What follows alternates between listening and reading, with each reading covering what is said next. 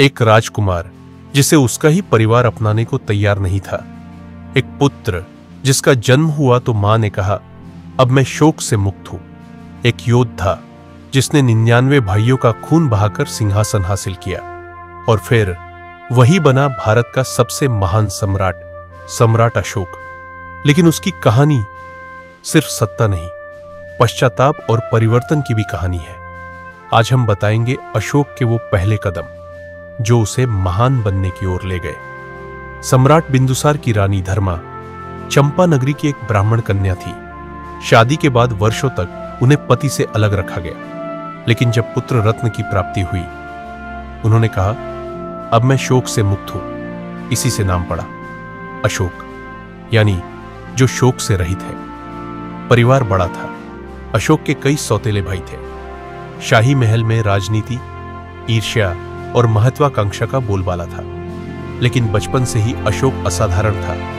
युद्ध की कला में निपुण, शिकार में माहिर, साहस में अद्वितीय।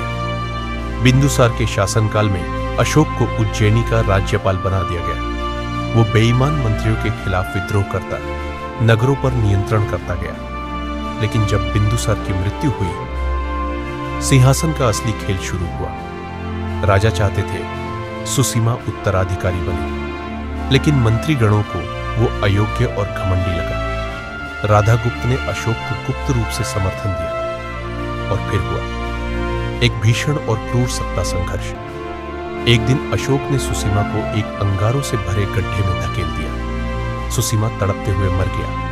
इसके बाद अशोक ने अपने 99 सौतेले भाइयों को भी खत्म कर दिया।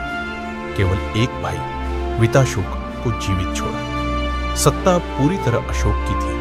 उसने राधागुप्त को प्रधानमंत्री बनाया और 269 ईसा पूर्व में मौर्य साम्राज्य के सिंहासन पर बैठ गया। अब वह सिर्फ एक राजकुमार नहीं था, वह था मौर्य वंश का सम्राट अशोक। एक ऐसा सम्राट जिसने हिंसा से शुरुआत की, पर बाद में इतिहास का सबसे करुणामय और धर्मपरायण राजा बना।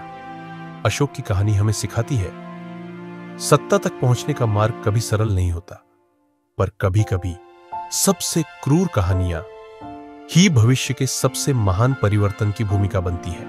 और इसी कहानी की शुरुआत ने जन्म दिया अशोक महान को।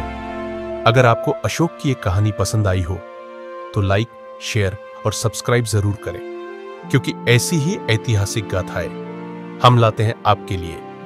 राज्य गाथा पर मिलते हैं अगली गाथा में।